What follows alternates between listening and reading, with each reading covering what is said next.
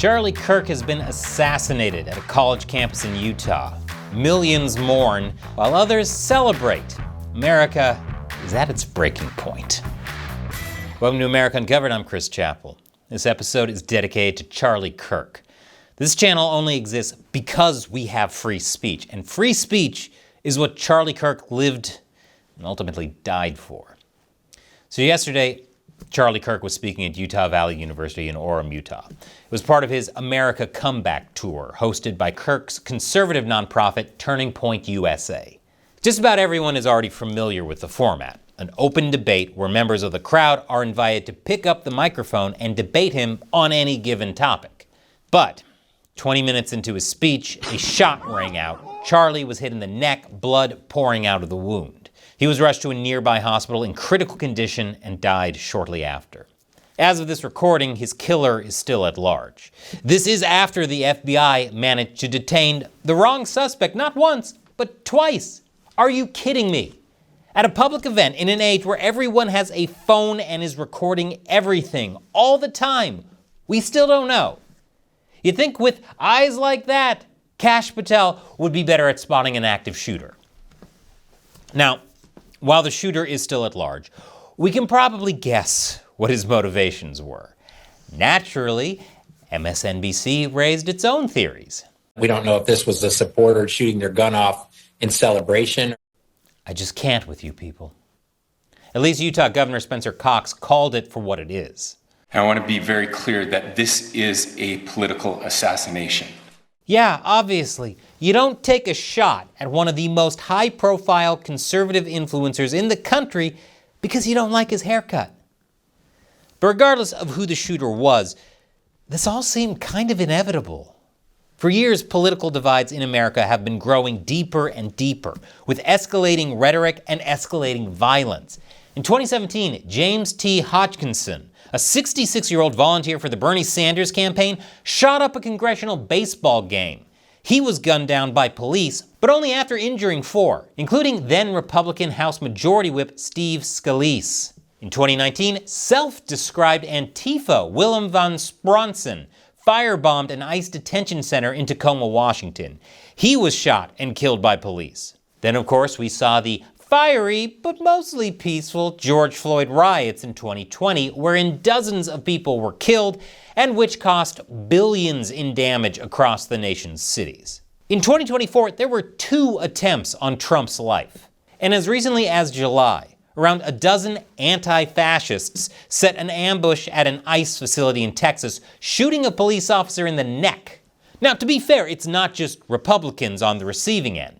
In June, Vance Bolter, an evangelical Christian prepper, killed a Minnesota state lawmaker and her husband, injured another 2, and apparently had dozens more Democrats on a list of targets. Charlie Kirk's assassination is just the latest incident in what feels like a pattern of increasing political violence in this country. While most are mourning Kirk's death, plenty are celebrating. In their view, a right-wing extremist was taken out. Do you support his death? I do. You support his death? Charlie Kirk. You support Charlie Kirk being killed? Yes, I do. Do you support a Nazi? Would you shoot somebody like Charlie Kirk? I would have killed him myself. But Charlie Kirk was anything but a Nazi. Nazis burned books. Nazis were not known for promoting open debate. Charlie Kirk was a moderate conservative in every sense of the word. Actual right-wing extremists weren't huge fans of his. Nick Fuentes originally became famous by trolling Charlie Kirk back in 2019 over his relatively lax views on immigration.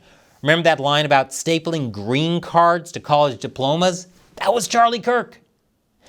It wasn't just Charlie Kirk who was assassinated yesterday. This was also an assassination of his ideas. Even if you didn't particularly like Charlie Kirk, he was the last big figure who still believed in the free and open exchange of ideas.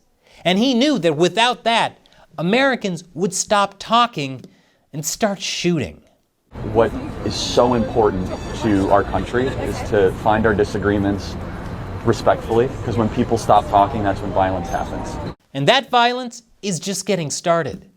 That guy who said he'd shoot Charlie Kirk himself?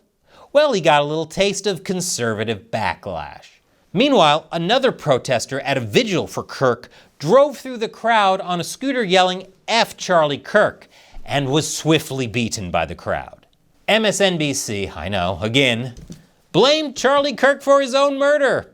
He's been one of the most divisive, especially divisive younger figures in this, who is constantly sort of pushing this sort of hate speech or sort of aimed at certain groups. And I always go back to hateful thoughts lead to hateful words, which then lead to hateful actions. That commentator was fired from the network, though MSNBC will have a hard time living it down.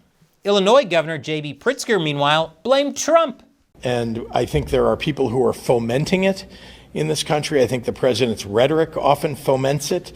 And in Congress, when Republican Representative Lauren Boebert called for a moment of prayer for Kirk, some Democrats could be heard shouting no. There's a way to lead us in a moment of prayer out loud for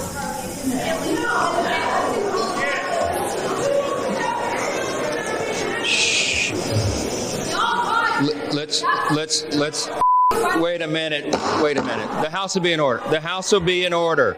Trump, for his part, pointed the finger at the left and their habit of calling anyone they disagree with Nazis.